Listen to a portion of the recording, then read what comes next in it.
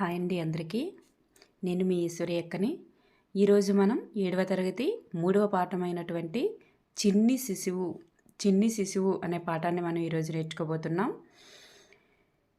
అయితే ఈ పాఠం చిన్ని శిశువు అంటే ఎవరు? చిన్ని శిశువుగా అభివర్ణిస్తున్నది కవి ఎవరిని అభివర్ణిస్తున్నారు? ఈ చిన్ని శిశువుగా ఉన్నప్పుడు శ్రీకృష్ణుడి గురించి కాబట్టి వర్ణిస్తున్నారు కాబట్టి చిన్ని శిశువుగా ఉన్నప్పుడు శ్రీకృష్ణుడు ఎలాంటి చేష్టలు అనేవి చేశాడు అంటే ప్రతి ఒక్క ఇంట్లో కూడా చిన్ని శిశువుని వాళ్ళ తల్లిదండ్రులు ఎంత గారాభంగా చూస్తారు, వాళ్ళు పెద్ద అయ్యాక వాళ్ళు ఎలా మారుతారు అనే మనకి ఇక్కడ తెలియజేస్తుంది అనమాట. వాళ్ళు ఎలాంటి గారాభం చేశారు, చిన్ని శిశువు అనే అంటే శ్రీకృష్ణుడు చిన్ని శిశువుగా ఉన్నప్పుడు ఎలా ఉండేవాడు, ఇవంతా కూడా మనకి ఈ పాఠంలో ఉంటుంది. పాఠం సారాంశం చూస్తే మీకు చాలా చిన్న సారాంశం అండి. దాని నుంచి మనకేం బిట్లు రావనుకుంటాం, కానీ దాని నుంచి కూడా మనం కొన్ని బిట్లు అనేవి నేర్చుకుంటే మనకు ఆ పాఠం వచ్చు అనే ఒక కాన్ఫిడెన్స్ అనేది వచ్చేస్తుంది. మనం ఎలాంటి బిట్లు అనేవి ఈ పాఠం ద్వారా ఉన్నాయనుకుని చూద్దాం. ఫస్ట్గా మనం చూసుకున్నట్లయితే ఈ పాఠం యొక్క ఇతివృత్తం ఏంటంటే, పాఠం యొక్క ఇతివృత్తం శైశవ వర్ణన. శైశవ అంటే బాల్యము, బాల్యం అంటే చిన్న వయసు. చిన్న శిశువుగా ఉన్నప్పుడు ఆ చిన్న శిశువుగా ఉన్నప్పుడు ఆ బాల్యంలో ఉన్నప్పుడు ఏ విధంగా వర్ణిస్తారని చెప్పేసి ఈ ఇతివృత్తంతో ఉంటుందండి. ఇది శైశవ వర్ణన అని. ఈ పాఠం ఏ ప్రక్రియకు చెందినది అంటే పద కవిత అనేటటువంటి ప్రక్రియకు చెందినది. నెక్స్ట్ ఈ పాఠాన్ని రచించినది ఎవరు అంటే తాళ్ళపాక అన్నమాచార్యులు గారు. చూడండి, చిన్ని శిశువు అంటే శ్రీకృష్ణుడి గురించి ఉంటుంది. దాన్ని రచించింది ఎవరంటే తాళ్ళపాక అన్నమాచార్యులు. ఎందుకు అంటే ఆ శ్రీకృష్ణుడే తర్వాత పెద్దయ్యాక శ్రీ వెంకటేశ్వరునిగా దేశాన్ని కాపాడుతున్నారు అనే ఉద్దేశంతో ఇవ్వబడింది. కాబట్టి మనకి శ్రీ వెంకటేశ్వరుని యొక్క భక్తుడైనటువంటి తాళ్ళపాక అన్నమాచార్యులు గారు రచించారని గుర్తుపెట్టుకోండి. తాళ్ళపాక అన్నమాచార్యులు గారి గురించి మనం చూసుకున్నట్లయితే ఇక్కడ ఆయన యొక్క కాలం 9/5/1408 అనేది ఆయన జననం అవుతుంది.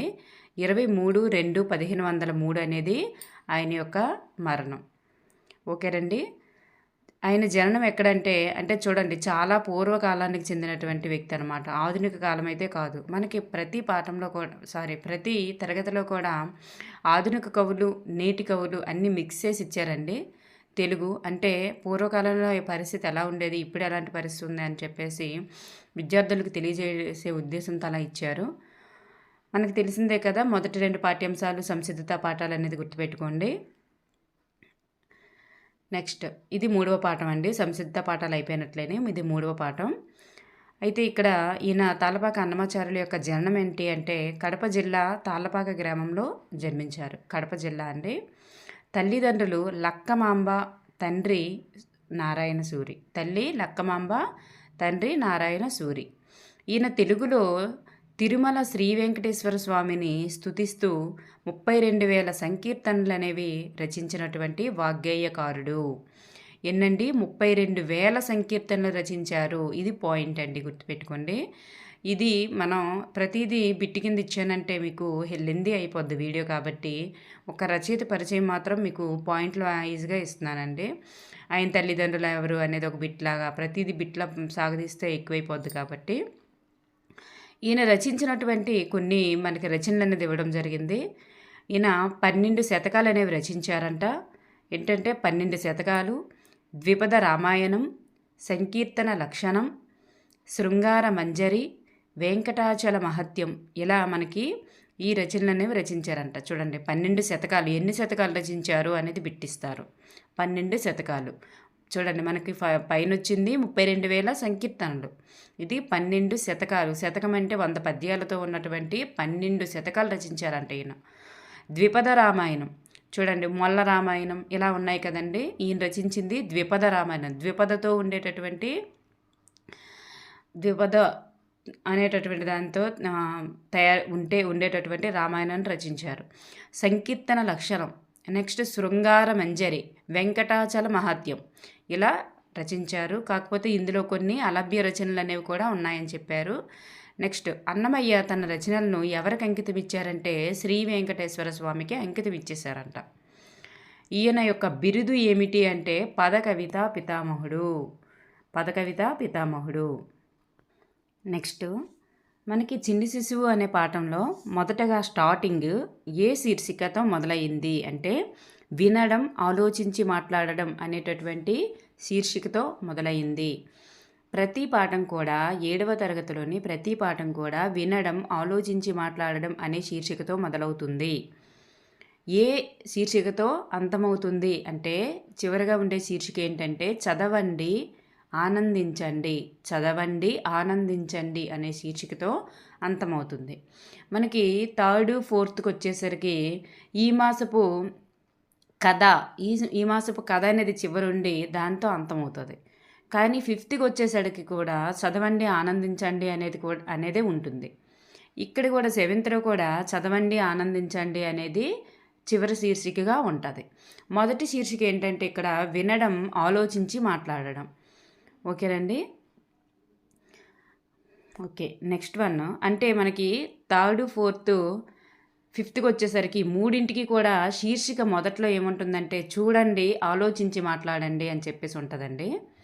ఇక్కడ మాత్రం మనకి వినడం, ఆలోచించి మాట్లాడడం అని ఉంటుంది. ఇక్కడ మనకి ఉన్ముఖీకరణ చిత్రం అనేది ఇవ్వడం జరిగింది. వీటి నుండి ప్రశ్నలు ఏంటంటే పై చిత్రాలు చూడండి, చిత్రాల గురించి మాట్లాడండి. చూడండి, ఫస్ట్ ఆ శిశువు యొక్క స్టేజెస్ ఎలా ఉన్నాయి, ఏ స్టేజ్ అంటే దేని తర్వాత ఎలా మారుతాడు శిశువు. ఫస్ట్ పడుకోవడం, తర్వాత పాకరడం, తర్వాత అంటే బంగురుతూ వెళ్తారు కదండి, అలా వెళ్ళడం, తర్వాత కూర్చోవడం, తర్వాత నడవడానికి ప్రయత్నించడం, ఇలాంటివన్నీ కూడా స్టేజెస్ ఉన్నాయి కదండి. ఇవి మాట్లాడతారనమాట పిల్లలు చూసి. పిల్లలు ఎవరెవరు ఏమేమి చేస్తున్నారో ఊహించి చెప్పండి. ఇలా ఒక్కొక్క స్టేజ్లో ఆ బాబు అనేవాళ్ళు ఎలా ఉన్నారనేది ఇక్కడ మనకి ఇచ్చారు. నెక్స్ట్ ఈ పాఠం యొక్క ఉద్దేశం ఏమిటి అంటే ఉన్ముఖీకరణం చిత్రం అనేది ఎందుకు ఇస్తారండి? పిల్లలకి సంసిద్ధత కోసం, పిల్లలకి పాఠం వైపుగా సంసిద్ధుల్ని చేయడం కోసం. నెక్స్ట్ ఉద్దేశం చూసుకున్నట్లయితే తల్లిదండ్రులు తమకు పుట్టిన శిశువుని చూసి ఆనందిస్తారు. ఆ శిశువుని కన్న, చిన్న, నాన్న, బుజ్జి అని రకరకాల ముద్దు పేర్లతో పిలుస్తుంటారు. ఆ శిశువు నవ్వులు, చేష్టలు చూసి మురిసిపోతుంటారు. అలా అన్నమయ్య బాలకృష్ణుని యొక్క బాల్యాన్ని ఊహించాడు. దానిని వర్ణించిన తీరును చెప్పడమే పాఠంశ యొక్క ఉద్దేశ్యం.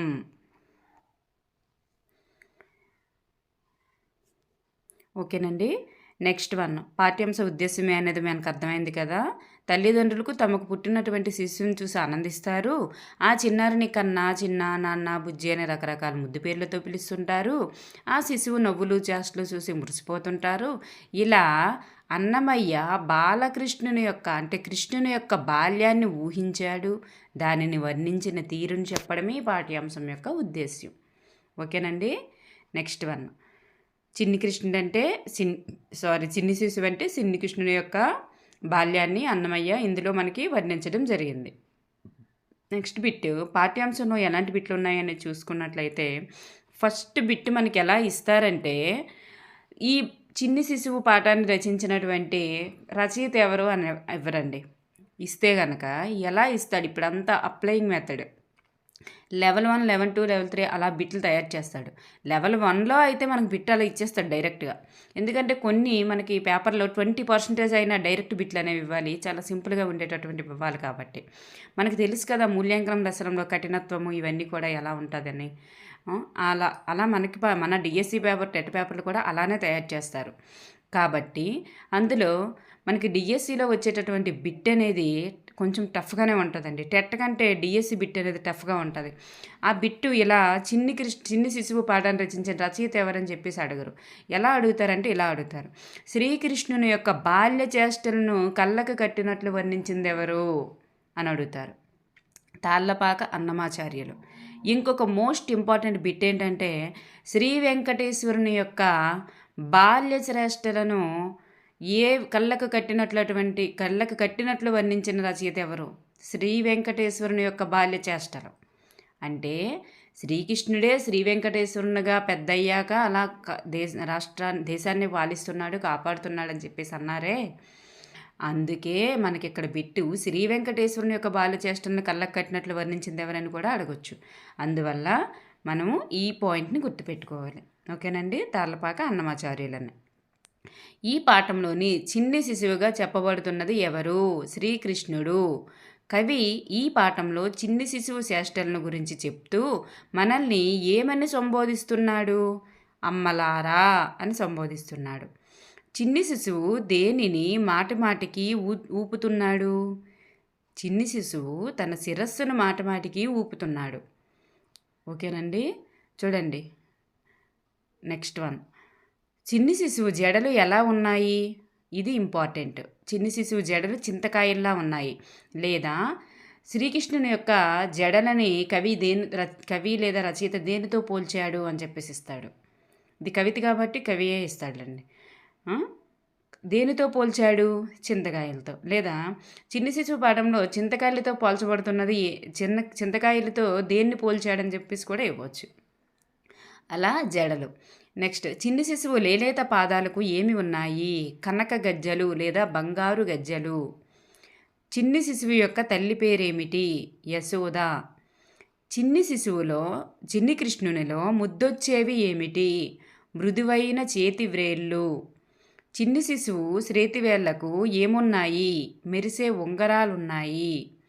చిన్ని శిశువు యొక్క బొగ్గల్ని కవి దేనితో పోల్చాడు? అద్దంలా ఉన్నాయని పోల్చాడు. చూడండి, ఇది ఇంపార్టెంటే. చిన్ని శిశువు యొక్క బొగ్గల్ని దేనితో పోల్చాడంటే అద్దంతో పోల్చాడనమాట. అద్దంలా ఉన్నాయి అని అన్నాడు. Next bit. చిన్ని కృష్ణుణ్ణి వాళ్ళ అమ్మ ఏమని పిలుస్తుంది? మనమైతే చిన్ని, నాన్న, తండ్రి అలా ఏదో పిలుస్తాం కదా, అలాగా చిన్ని తండ్రి అని పిలిచింది. ఇది కూడా బిట్టేనండి. మనం ఏది తప్పు పట్టడానికి లేదు. ఇది సోషల్ కాదు ఏదో పెద్ద బిట్లు వస్తాయని. తెలుగులో ప్రతిదీ బిట్టే. చిన్ని కృష్ణుడు ఎవరిని గట్టిగా కౌగలించుకున్నాడు అంటే యశోదను, అంటే వాళ్ళ అమ్మను. చిన్ని కృష్ణుని యొక్క బొజ్జ మీద ఏమి కనిపిస్తున్నాయి? పాల చారలు కనిపిస్తున్నాయి బొజ్జ మీద. ఓకేనండి, బొగ్గల్లో కాదు, బొజ్జ మీద పాల చారలు అనేవి కనిపిస్తున్నాయంట. చిన్ని కృష్ణుని యొక్క నోటిలో ఏమి ఉన్నది? నులివెచ్చని వెన్న ఉన్నది. నులివెచ్చని వెన్న. ఇక్కడ హిరణ్యకశిపుడు తన కొడుకైన ప్రహ్లాదునికి ఏ విధంగా చంపడానికి ప్రయత్నించాడు అంటే బడులకి ఆజ్ఞాపిస్తాడండి. ఈ విధంగా ఎలాగో ఒకలాగా తనకి చాలా హింసలకు గురి చేసి చంపమంటాడు. అయితే సముద్రంలో ముంచుతారు, కొండపై నుండి కిందికి తోస్తారు. నెక్స్ట్, హాలికాదేవి అనే వ్యక్తి ప్రహ్లాదుని తీసుకొని అగ్నిలో దూకిందనమాట. కానీ ఆమె భస్మమైంది తప్ప ప్రహ్లాదునికి ఏమీ కాలేదన్నమాట. ఇలా ఈ విధంగా చంపడానికి ప్రయత్నిస్తాడు, కానీ ప్రహ్లాదునికి ఏమీ కూడా కాదు. ప్రహ్లాదుని తీసుకొని అగ్నిలో దూకినది ఎవరు? చివరికి భస్మమైంది ఎవరు? హాలికాదేవి అగ్నిలో దూకింది, భస్మమైంది. ఓకే కదండి, అది కూడా గుర్తుపెట్టుకోండి. హాలికాదేవి. ప్రహ్లాదుని నోటి నుండి వచ్చే మాటలు ఏమిటి? నారాయణ నారాయణ అని. హిరణ్యకశిపుడు ప్రహ్లాదునికి ఏమని అడిగాడు? ఈ స్తంభంలో నారాయణ్ణి చూపించగలవా అని ప్రశ్నించాడనమాట. అంతటా సర్వవ్యాపకుడు అన్నావు కదా, అంతటా ఉన్నాడన్నావు కదా, మరి అలాంటప్పుడు నువ్వు ఎంత చెప్పినా కానీ నువ్వు వినట్లేదు కాబట్టి ఈ స్తంభంలో నారాయణ్ణి చూపించగలవా అని చెప్పేసి అడుగుతాడు. అడిగితే తండ్రి నారాయణుడు ఇందుగలడు అందులేడు అని సందేహం వద్దు, అంతటా వ్యాపించి ఉంటాడు అని ఎవరన్నారు చెప్పండి? ప్రహ్లాదుడు హిరణ్యకశిపుడితో అంటాడనమాట.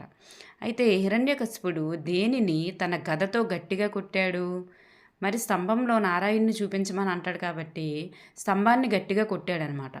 కొట్టంగానే స్తంభం నుండి ఎవరు ప్రత్యక్షమయ్యారు అంటే నరసింహస్వామి ప్రత్యక్షమయ్యారు. హిరణ్యకశిపుడిని వధించినది ఎవరంటే వెంటనే ఆ ప్రత్యక్షమయ్యి ఆ హిరణ్యకశిపుడిని వధిస్తాడు, అంటే చంపేస్తాడనమాట. ఇలా మనకి జరిగింది. నెక్స్ట్, ఆ నృసింహస్వామి ఏమంటారంటే నీవు తేజస్శాలివి అవుతావు, మహాత్ముడివి అవుతావు, విద్వాంసుడివి కూడా అవుతావు. ఇది బిట్ అండి. ఇక్కడ మనకి ఎలా అడుగుతారంటే ఈ మాటలు ఎవరితో అన్నారు అంటే నృసింహస్వామి ప్రహ్లాదుని దీవిస్తూ అన్నారన్నమాట. నృసింహస్వామి ప్రహ్లాదుని దీవిస్తూ అన్నారు. కానీ బిట్టి కూడా మనకి ఎలాగంటే నృసింహస్వామి ప్రహ్లాదుని దీవిస్తూ అనిన మాటలు ఏమిటి? క్రింది వాటిలో నువ్వు తేజస్సాలివి అవుతావు, మహాత్ముడివి అవుతావు, విద్వాంసుడు అవుతావు, పైవన్నీ అలా కూడా అడగొచ్చు. లేదా కానిది ఏమిటి అని చెప్పేసి కూడా అడగొచ్చు. కింద కానిది ఏదైనా అడగొచ్చు. అలా కూడా ఆ 3 పాయింట్లు గుర్తుపెట్టుకోండి, తేజస్సాలి, మహాత్ముడు, విద్వాంసుడు అని. నెక్స్ట్ చివరికి ఎవరి భక్తి ధన్యమైంది? ప్రహ్లాదుని భక్తి అనేది ధన్యమైంది. ఇక్కడ మనకి సూక్తి చూసుకున్నట్లయితే ఆంధ్రుడై జన్మించుట, ఆంధ్ర భాష మాట్లాడుట ఎన్నో జన్మల తపఫలం అని మనకు ఒక సూక్తి ఇవ్వడం జరిగిందండి. చివరిగా ఆ సూక్తి అనేది ఎవరు రచించారంటే అయ్యప్ప దీక్షితులు. ఎవరండి? అయ్యప్ప దీక్షితులు. ఆంధ్రుడై జన్మించుట, ఆంధ్ర భాష మాట్లాడుట ఎన్నో జన్మల తపఫలం అని. నెక్స్ట్ మనకి వెనక ఉన్నటువంటి ప్రతి వ్యాకరణాంశాలను మనం నేర్చుకుందాం. ఇక్కడ మనకు ఒక ఇది ఇచ్చారండి, ఒక కీర్తన. ఈ కీర్తన నుంచి మనకు కొన్ని ప్రశ్నలు అడిగారు. ప్రతిదీ మనకి ఒక పేరా ఇచ్చి ప్రశ్నలు రాయమంటాం, ఒక గేయం ఇచ్చి ప్రశ్నలు రాయమంటారు చూడండి ప్రతి పాఠం వెనుక.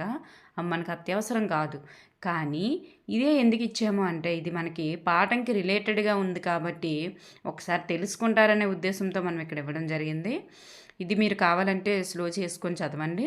కింద ప్రశ్నలు చదువుదాం. అన్నమయ్య జోలపాటలో ఎవరిని గురించి వర్ణించాడు? అన్నమయ్య జోలపాటలో బాలకృష్ణుని గురించి వర్ణించాడు. మనకు తెలిసిందే, కృష్ణుని గురించి వర్ణిస్తారు. ఆయన ఆలోచన మాత్రం శ్రీ వెంకటేశ్వరుని యొక్క ఆలోచన అనేది ఉంటుంది. శ్రీ వెంకటేశ్వరుని తలుసుకుంటాడనమాట. కృష్ణుడు ఎవరి ఇంట పెరిగాడు? కృష్ణుడు నందుని ఇంట పెరిగాడు. నందుడు ఇంటన పెరిగాడు. శ్రీకృష్ణుడు ఎవరికి పుత్రుడిగా జన్మించాడు అంటే వసుదేవునికి పుత్రుడిగా జన్మించాడు. యశోద నందుడు యొక్క ఇంటిలో పెరుగుతాడు, కానీ ఆయన జన్మించింది మాత్రం వసుదేవునికి జన్మిస్తారు. మానవులకు అభయం ఇచ్చినది ఎవరు? బాలకృష్ణుడు మానవులకి అభయం ఇచ్చాడు. మునులకు అభయం ఇచ్చినది ఎవరు అంటే బాలకృష్ణుడే మునులకు అభయం ఇచ్చాడు. ఓకే అండి. నెక్స్ట్ మనకి భాషాంశాలు చూసుకున్నట్లయితే క్రింద గీత గీసిన పదాలకు అర్థాలు రాయండి, వాటితో సొంత వాక్యాలు రాయండి అన్నారు. ఇక్కడ మనకి ఏదైనా సొంత వాక్యం రాయమంటే మనకి ఏంటంటే అర్థం తెలిస్తే మనం సొంత వాక్యం ఈజీగా రాయగలం. అర్థం ముందుగా తెలుసుకుందాం. పైడి అంటే బంగారము. పైడి అంటే బంగారం. ఇక్కడ మనకి చాలా రేర్గా వినిపించేటటువంటి వర్డ్ అండి అది. కనకము, సువర్ణము అనేది వింటాం, కానీ పైడి అనేది వినము. పైడి అంటే బంగారం అంట. ఇప్పుడు సొంత వాక్యం బంగారాన్ని ఉపయోగించి రాసేయచ్చు. నెక్స్ట్ నవనీతం అంటే వెన్న. నవనీతం మనకి అర్థాలు అడిగారంటే వెనకుండేటటువంటి అర్థాలు ఒక్కటే చదివేస్తే అయిపోదండి. ఇవి కూడా అర్థాలు కింద మనకి ఇచ్చే అవకాశం ఉంటుంది. నవనీతం అంటే వెన్న. వెన్న తింటే వెన్నెముకకు బలం వస్తుంది. ఇలా మనం సొంత వాక్యం రాయవచ్చు. నెక్స్ట్ కురులు అంటే వెంట్రుకలు, జుట్టు, దాంతో రాయగలం. నెక్స్ట్ శిశువు అంటే బిడ్డ, పాప, దాంతో కూడా సొంత వాక్యం రాయగలం. నెక్స్ట్ మనకి శిరస్సు అంటే తల, దాని నుంచి కూడా రాయగలం. నెక్స్ట్ మనకి సమానార్థక పదాలు లేదా పర్యాయ పదాలని గుర్తించి రాయండి అని మనకి ఇవ్వడం జరిగింది. ఇక్కడ మేను అంటే అర్థం దేహము, తనువు, కాయము. దేహము, తనువు, కాయము అని 3 అర్థాలు ఉన్నాయండి. మీరు ఈ పర్యాయ పదాలు గుర్తుపెట్టుకోండి. బంగారం, పుత్తడి, స్వర్ణము, కనకము, పైడి కూడా గుర్తుపెట్టుకోవాలి. ఓకేనండి. పైడి అనేది మనకి అక్కడ సొంత వాక్యంలో ఇచ్చారు కదా, ఆ పైడి అనేది మీరు మర్చిపోవద్దు, మనకి రేర్గా వినిపించే వర్డ్ అది. ఇక్కడ పర్యాయ పదం కింద మనం పైడి అనే పదాన్ని వాడవచ్చు. పుత్తడి, స్వర్ణము, కనకము, పైడి. కిటికీ ఇక్కడ అద్దము అంటే దర్పణము, ముకురం. నెక్స్ట్ తండ్రి అంటే అయ్యా, నాన్న. కురులు అంటే శిరోజాలు, కేశాలు, వెంట్రుకలు. నెక్స్ట్ మనకి కిందన ప్రకృతి వికృతులు అనేవి జతపరచమని చెప్పేసి ఇచ్చారు. ఈ ప్రకృతి వికృతులు చూసుకుంటే ఫలం, పండు. పయస్సు అంటే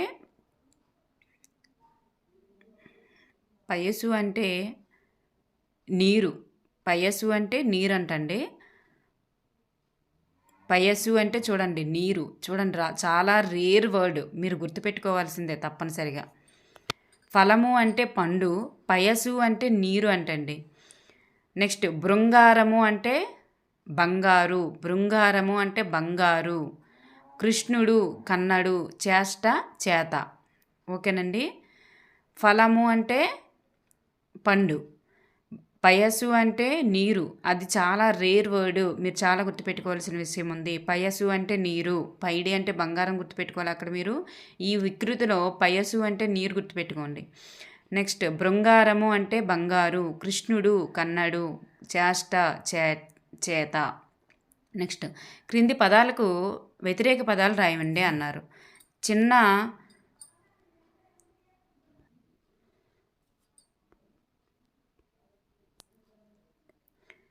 నెక్స్ట్ వన్ మనకి ఇక్కడ వ్యతిరేక పదాలు అనేవి ఇవ్వడం జరిగిందండి. చిన్న పెద్ద, కోపం శాంతం, తిని తినక, పైన కింద క్రింద, వేడి చల్లన, ఇలా ఇవ్వడం జరిగింది. నెక్స్ట్ క్రింది పట్టికను చదవండి, పట్టిక ఆధారంగా కొన్ని పదాలు అనేవి రాయండి అని ఇచ్చారు. ఇవి మనకి బిట్టిగా ఇవ్వరు. నెక్స్ట్ వన్ కాకపోతే అక్కడ ఏమిచ్చారు అనేది చూసుకోవాలి. వ్యాకరణాంశాలు ఏంటంటే క్రింది వాక్యాలను చదవండి, గీత గీసిన పదాలను పరిశీలించండి అన్నాడు. ఫస్ట్ పరిశీలించమంటాడు, తర్వాత వాటి సంధి గురించి చెప్తాడనమాట, మనకు వివరిస్తారు. ఇక్కడ ప్రకాశం పంతులు, నెక్స్ట్ చుక్కలు మిలమిల మెరుస్తాయి ఎందుకని, నెక్స్ట్ మీరెవరు, మనసైన, రాజెక్కడని, ఇలా 5 పదాలు అనేవి మనకి ఇచ్చారు. ఆ 5 పదాలను ఇక్కడ చూసుకుంటే ప్రకాశమతుడు, ఎందుకని, మీరెవరు, మనసైన, రాజెక్కడ, ఇలా 5 పదాలని విడదీస్తే ప్రకాశమతడు, ప్రకాశము ప్లస్ అతడు, ఎందుకని, ఎందుకు ప్లస్ అని, మీరెవరు, మీరు ప్లస్ ఎవరు, మనసైన, మనసు ప్లస్ అయిన, రాజెక్కడ, రాజు ప్లస్ ఎక్కడ. మీకు అక్షరం అనే పాఠంలో మీకు సంధిలో పూర్వపదం ఏంటి, పరపదం ఏంటి, పూర్వస్వరం ఏంటి, పరస్వరం ఏంటి అనేది మీకు వివరించాను. సంధి ఎలా జరుగుతుంది అనేది కూడా చెప్పాను. అయితే ఇక్కడ పూర్వస్వరము అంటే పూర్వపదంలోని ఈ ప్లస్కి అటు ఇటు ఉన్నవి స్వరాలు అవుతాయండి. అటు ఇటు ఉన్నటువంటి అక్షరాలలో ఉండే అచ్చులే మనకి స్వరాలు అవుతాయి. ప్లస్కి అటొక పదం ఇటొక పదం ఉంది కదండి. ఇటు ఉన్న ముందు ఉన్న పదాన్ని పూర్వపదం అని, వెనుక ఉండే పదాన్ని పరపదం అని అంటారు. ఇలా ఉంటుంది. అయితే పూర్వపదం చివర ఉండే పరస్వరం ఏంటంటే, పూర్వస్వరం ఏంటంటే ఊ ఉంది కదండి. దానికి పరస్వరంగా ఆ, ఈ, ఊ, ఏ, ఓ వంటి ఏదైనా అచ్చుపరమైన సందర్భంలో సంధి అనేది తప్పకుండా జరుగుతుంది. ఈ సంధి అంటే పూర్వస్వరాలకు పరస్వరం ఏకాదేశం కావడం అని తెలుసుకున్నాం. పూర్వస్వరానికి పరస్వరం ఏకాదేశం అయ్యి ఈ పూర్వస్వరం ఎగిరిపోయి పరస్వరం అనేది అక్కడ మిగులుతుంది. ఈ విధంగా తప్పకుండా జరిగేటటువంటి సంధిని ఏమంటారంటే నిత్యము అంటారు. మనకి ఉత్వ సంధిలో సంధి అనేది నిత్యము, ఇత్వ సంధిలో వైకల్పికము, ఇలా అత్వ సంధిలో బహుళము, ఇలా మనకి వస్తాయండి. నెక్స్ట్ ఇక్కడ నిషేధము అంటే ఏమిటి, వైకల్పికము అంటే ఏంటి, బహుళము అంటే ఏంటి మనకి ఇక్కడ ఇచ్చారు. చూడండి, ఇక్కడ క్రింది వాక్యాలను చదవండి, గీత గీసిన పదాలను పరిశీలించండి. ఇక్కడ ఇచ్చారు చూడండి. తర్వాత ఆ గీత గీసిన పదాలు ఏంటనేవి కింద మనకు చూసుకున్నట్లయితే మాయమ్మ, మాయయ్య, ఓయమ్మ, దూత ఇతడు, మా ఇల్లు, ఇవి ఉన్నాయి కదండి. దీంట్లో పూర్వస్వరంగా ప్లస్కి ముందు ఉండేటటువంటి మా అనే అక్షరంలో ఉండే అచ్చు ఏంటండి, ఆ అనే అచ్చు ఉంది, దాన్నే పూర్వస్వరం అంటారు. అయితే పరస్వరంగా ప్లస్ తర్వాత ఉండే అక్షరంలో ఉండే అచ్చు, ప్లస్ తర్వాత ఉండే అక్షరంలో ఆ అనే అచ్చు ఉంది. ఉన్నప్పటికీ వాటి మధ్య సంధి అనేది జరగలేదంట. మా ప్లస్ అమ్మ ఏటయిందండి, మాయమ్మ అయింది. అప్పుడు ఆ 2 స్వరాల మధ్యన అదనంగా ఐ అనేటటువంటి అచ్చు అనేది వచ్చి చేరింది. ఈ విధంగా ఈ అనేటటువంటిది వచ్చి చేరింది. ఈ విధంగా సంధి జరగని స్థితిని ఏమంటారంటే నిషేధం అంటారు. ఆ 2 కలిసి మా అమ్మ అనేది రాదు కాబట్టి మాయమ్మ, ఆ మాయమ్మ అనేది అదనంగా వచ్చి చేరింది కాబట్టి అక్కడ సంధి నిషేధం జరిగింది. సంధి జరగలేదు కాబట్టి దాన్ని నిషేధం అని చెప్పారు. వైకల్పికము అంటే ఇక్కడ చూడండి, ఇక్కడ గీత గీసిన పదాలన్నీ కింద మనకి ఇక్కడ ఇచ్చాము.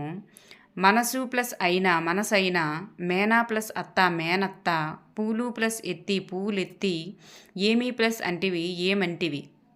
ఇక్కడ చూడండి, ఇక్కడ సంధి జరిగింది. ఎలా అంటే మనసు ప్లస్ అయినా ఉకారానికి అయి పరమయ్యి మనసై అయ్యి వచ్చింది.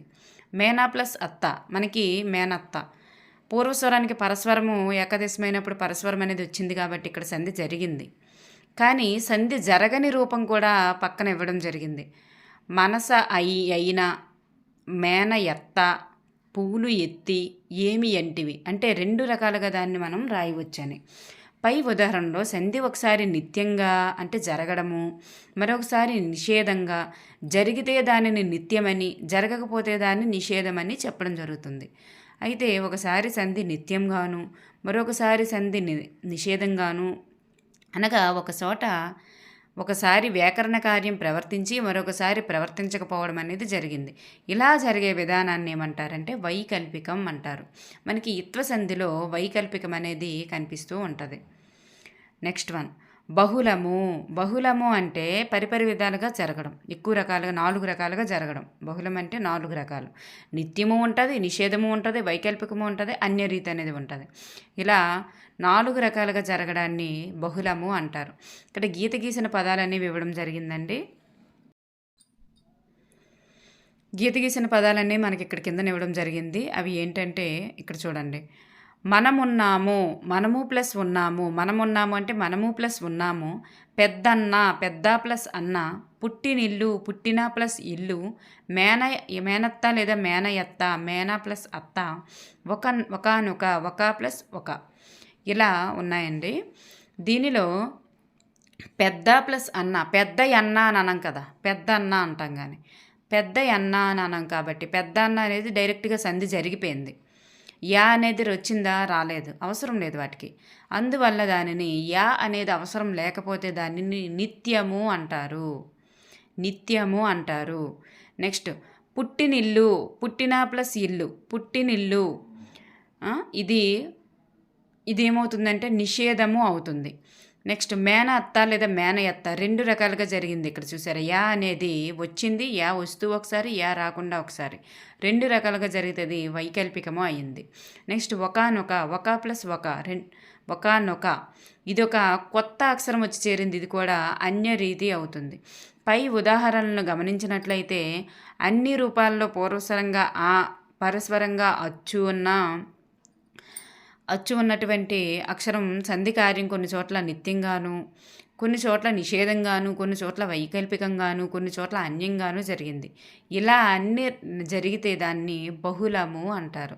చూడండి, పూర్వపదంగా అన్నింటికీ వచ్చింది, పరపదంగా అన్నింటికీ అచ్చు వచ్చింది, పూర్వస్వరంగా అన్నింటికీ వచ్చింది, పరస్వరంగా అన్నింటికీ అచ్చు వచ్చింది.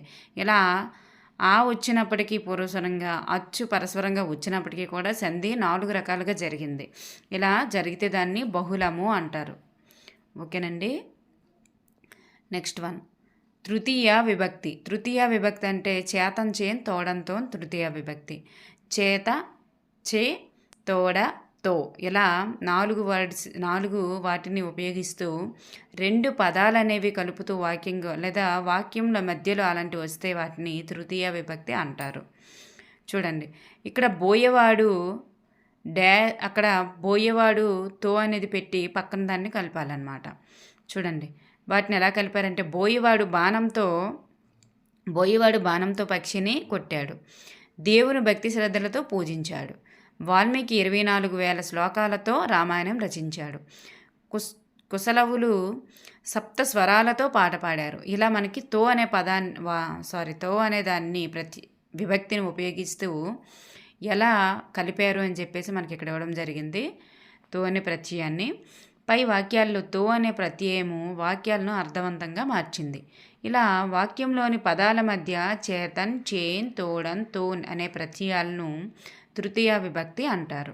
ఇలా సాధారణంగా కారణాన్ని ఉపయోగించాలి. ఉపయోగాన్ని సాధనాన్ని గురించి చెప్పేటటువంటి సందర్భంలో తృతీయ విభక్తిని ఉపయోగిస్తారు. కారణాన్ని, ఉపయోగాన్ని, సాధనాన్ని గురించి చెప్పే సందర్భంలో దేన్ని ఉపయోగిస్తారండి? తృతీయ విభక్తిని ఉపయోగిస్తారు. కర్మల గురించి తెలియజేసేది ఒకటి, కర్తను గురించి తెలియజేసేది ఒకటి, ఇక్కడ కారణాన్ని గురించి తెలియజేసేది ఒకటి. మీకు అర్థమైంది కదా. Next bit. చిన్ని కృష్ణుడు లేదా చిన్ని శిశువు నేడు ఎక్కడ దర్శనమిస్తున్నాడు? వెంకటాచలంపై వెంకటేశ్వరునిగా దర్శనమిస్తున్నాడు. చిన్ని కృష్ణుడే నేడు ఎక్కడ దర్శనమిస్తున్నాడు? వెంకటాచలంపై వెంకటేశ్వరునిగా దర్శనమిస్తున్నాడు. నేడు వెంకటాచలంపై వెంకటేశ్వరునిగా దర్శనమిస్తున్నది ఎవరు? శ్రీకృష్ణుడు. ఓకేనండి. ఈ లోకాలన్నింటినీ కాపాడుతున్నది ఎవరు అని అన్నమయ్య వివరించారు. ఈ లోకాలన్నింటినీ కాపాడుతున్నది ఎవరని అన్నమయ్య వివరించాడు. శ్రీ వెంకటేశ్వర స్వామియే ఈ ఈ లోకాలన్నింటినీ కాపాడుతున్నదని అన్నమయ్య వివరించారు. అయితే శ్రీకృష్ణుడే వెంకటేశ్వర స్వామిగా మారి ఈ లోకాలన్నింటినీ కాపాడుతున్నాడని తెలియజేయడం జరిగింది. మీకు ఈ పాఠంలో ఏం జరిగింది అనేది మీకు గుర్తుండిపోతాయి ఇంకా నాకు తెలిసి.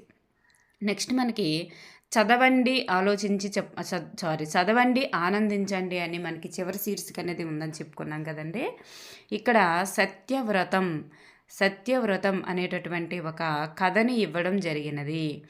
ఈ కథ నుండి కూడా బిట్లు వస్తాయి కాబట్టి మనం ఎలా నేర్చుకోవాలంటే, ఈ కథలో పాత్రధారులెవరు? ఈ కథలో పాత్రధారులు ప్రహ్లాదుడు, హిరణ్యకశిపుడు, హాలికాదేవి. ఎవరండి? ప్రహ్లాదుడు, హిరణ్యకశిపుడు, హాలికాదేవి. Next bit. నారాయణ నారాయణ అని జపిస్తున్నది ఎవరు? ప్రహ్లాదుడు. ఎవరండి? ప్రహ్లాదుడు నారాయణ భక్తుడు, అంటే హరిభక్తుడు. అర్థమైంది కదండి. నృసింహస్వామి యొక్క భక్తుడు అనమాట. హరి అన్న నృసింహస్వామి అన్న అవి అవతారాలు వేరు కానీ ఒక్కరే అన్న అర్థం మనకి. ఇక్కడ ప్రహ్లాదుడు ఎవరు? ప్రహ్లాదుడు హిరణ్యకశిపుడు యొక్క కుమారుడు. హిరణ్యకశిపుడు కూడా చాలా శక్తివంతుడండి, చాలా శక్తివంతుడు. కానీ ఆయన శక్తివంతుడు అవ్వడం వల్ల దేవతల కంటే నేనే ఎక్కువ అనే గర్వంతో ఉంటాడనమాట. ఎవరి నారాయణుడు అంటే నారాయణ నారాయణ అనే ప్రహ్లాదుడు జపిస్తుంటాడు కదండి. కొడుకు నారాయణ నారాయణ అని జపించడం వల్ల హిరణ్యకశిపునికి తనకి ఇష్టం ఉండదన్నమాట. ఇష్టం ఉండకపోవడం వల్ల కోపమయ్యి ఎవరి నారాయణుడు ఎక్కడ ఉంటాడు, అతని గుణగణాలు ఏమిటి అని ప్రహ్లాదునికి ప్రశ్నించాడనమాట. ప్రశ్నించగానే ఎవరు ప్రశ్నిస్తారు అంటే హిరణ్యకశిపుడు. ఎవరి నారాయణుడు ఎక్కడ ఉంటాడో అతని గుణగణాలు ఏమిటి అని ప్రహ్లాదునికి ఎవరు ప్రశ్నించారంటే హిరణ్యకశిపుడు. ప్రహ్లాదుడు నారాయణుడిని గురించి ఏమని తెలియజేశాడు? నారాయణుడంటే ఈశ్వరుడు, సృష్టికర్త, సర్వశక్తివంతుడు, సర్వవ్యాపకుడు, సర్వజ్ఞుడు అని ప్రహ్లాదుడు తెలియజేశాడు. ఈ నారాయణుడు అంటే ఈశ్వరుడే, సృష్టికర్త, సర్వశక్తివంతుడు, సర్వవ్యాపకుడు అంటే ఎక్కడ చూసినా సర్వవ్యాపకుడు అంటే వ్యాపించి ఉంటాడని, సర్వజ్ఞుడు అన్నింటికీ మూలం అని అర్థం. ఇలా ప్రహ్లాదుడు చెప్పాడనమాట. అయితే నేనే శక్తివంతుడిని మూర్ఖుడా, నేనే ఈశ్వరుణ్ణి, నారాయణ నారాయణ అని జపం మాని ఇక నుండి నీవు నన్ను జపించాలి తెలిసిందా? ఈ మాటలు ఎవరితో అన్నారు? ఎవరెవరితో అన్నారు మనకు అర్థమైపోద్ది. హిరణ్యకశిపుడు ప్రహ్లాదునితో అన్నాడు. నెక్స్ట్ సమాన పదాలను విగ్రహ పదాలుగా రాయమన్నారు. యశోద మేను, యశోద యొక్క మేను అంటే శరీరం, యశోద యొక్క మేను అది షష్ఠి తత్పురుష. చిన్ని శిశువు, చిన్నిదైన శిశువు, ఇక్కడ చిన్న పెద్ద ఇవన్నీ కూడా విశేషణాలు కాబట్టి విశేషణం పూర్వపదంగా వచ్చింది కాబట్టి విశేషణ పూర్వపద కర్మధారయ సమాసం అవుతుంది. వేషభూషములు, వేషము భూషణములు, ఇక్కడ రెండు కూడా ద్వంద్వపద, రెండు పదాలకి కూడా సమాన ఇది అనేది ఉంది కాబట్టి ఇక్కడ ద్వంద్వ సమాసం అవుతుంది. సమాన ప్రాముఖ్యత ఉంది కాబట్టి. నెక్స్ట్ పెద్ద పొట్ట, పెద్దదైన పొట్ట, చిన్న పెద్ద ఇవన్నీ కూడా విశేషణాలు కదండి. పూర్వపదంగా విశేషణం వస్తే అది విశేషణ పూర్వపదం అవుతుంది. చింతకాయలు, చింత అను పేరుగల కాయలు సంభావన పూర్వపద కర్మధారయం. నెక్స్ట్ మనకి క్రింది పదాలను విడదీయండి అని చెప్పేసి ఇచ్చారు. వెన్న దిన్న, వెన్న ప్లస్ తిన్నా, వెంకటాద్రి, వెంకట ప్లస్ అద్రి, తూగేటి, తూగు ప్లస్ ఏటి, లోకము లోకమెల్ల లోకములు ప్లస్ ఎల్ల ఇలా మనకి సంధులు విడదీయమని చెప్పేసి ఇచ్చారు.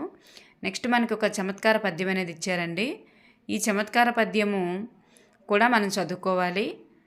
యోధుడెవ్వడు కురుబలమున మాధవ సుకడేమి ఎక్కి మరితిరుగాడన్ సాధించే నెవని రాధేయుడు నందినెక్కి రావును గెలిచెన్. చూడండి, ఇక్కడ 3 వాక్యాల యొక్క అర్థం కూడా మొదటి 3 పాదాల యొక్క సమాధానం అనేది 4వ పాదంలో ఉంటుందని చెప్పేసి ఇక్కడ ఇచ్చారు. ఏంటంటే యోధుడెవ్వడు కురుబలమున అంటే కౌరవ సైన్యంలో యోధుడెవడని, మాధవ సుకడేమి ఎక్కి మరితిరుగాడన్ అంటే శివుడు ఏ వాహనాన్ని ఎక్కి తిరుగుతాడు. మాధవుడు అంటే శివుడని, ఓకేనండి, మాధవుడు అంటే శివుడని. ఇక్కడ సాధించినెవని రాముడు అంటే రాముడు ఎవనిపై విజయాన్ని సాధించాడు. రాధేయుడు నందినెక్కి రావణ్ణు గెలిచాను. కర్ణుడు, రాధేయుడు అంటే కర్ణుడు. చూడండి, మాధవుడు అంటే శివుడనిచ్చాడు, ఇక్కడ రాధేయుడు అంటే కర్ణుడు. కర్ణుడు నందినెక్కి రావణుణ్ణి గెలిచాడు. ఇక్కడ పై 3 పాదాలలోని ప్రశ్నలకు సమాధానం చివరి పాదంలోనే ఉంది. కర్ణుడే నందినెక్కి రావణుణ్ణి గెలిచాడు. కౌరవ సైన్యంలో యోధుడెవడంటే కర్ణుడే. శివుడు ఏ వాహనాన్ని ఎక్కి తిరుగుతాడంటే నందిని ఎక్కి తిరుగుతాడని. రాముడు ఎవరిపై విజయాన్ని సాధించాడంటే రావణాసుడినిపై విజయాన్ని సాధించాడు. సో కర్ణుడు నందినెక్కి రావణుని గెలిచాను. అలా ఈ 3 తలుగు ఆన్సర్ 4వ దాంట్లో సెట్ చేశారనమాట. అట్లా నెక్స్ట్ వన్ మనకి ఈ చమత్కార పద్యం అయిపోయినాక మనకి మీకు తెలుసా అనేటటువంటిది మనకి ఇవ్వడం జరిగిందండి. మీకు తెలుసా అని 14 భువనాలు, ఇది మీరు తప్పనిసరిగా నేర్చుకోవలసినవే. 14 లోకాల పేర్లు అనేవి మీకు తెలియాలి. అది చాలా ఈజీగానండి. మీరు ఒక పేపర్ పైన రాసుకొని మీ చదివే గోడ దగ్గర అంటిస్తారో ఏం చేస్తారో తెలియదు, కానీ వరుస పెట్టి ఒక 10 రోజులు చదివారంటే అదేం కాదండి, ఎగిరిపోద్ది.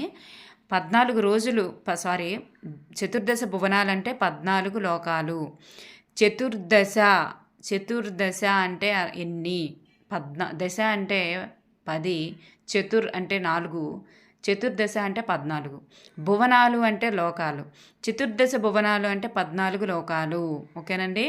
ఈ 14 లోకాల్లో సప్త అధోలోకాలు 7, సప్త ఊర్ధ్వలోకాలు 7.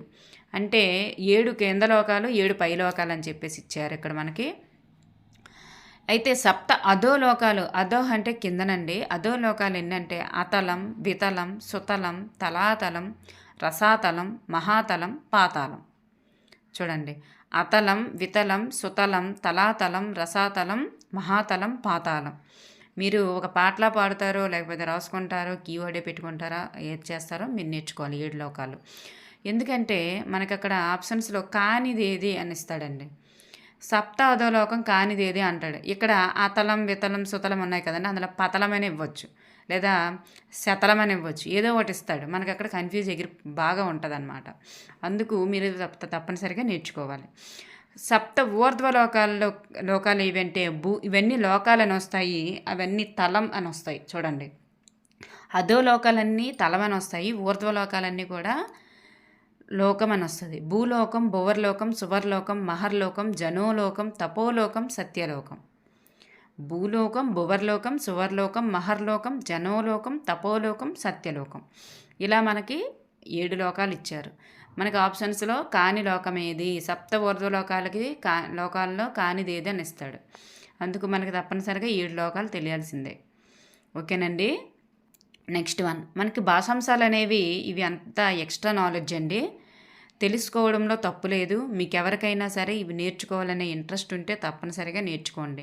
వీడియో అనేది నేను స్లోగా చేసి తీసుకెళ్తున్నాను.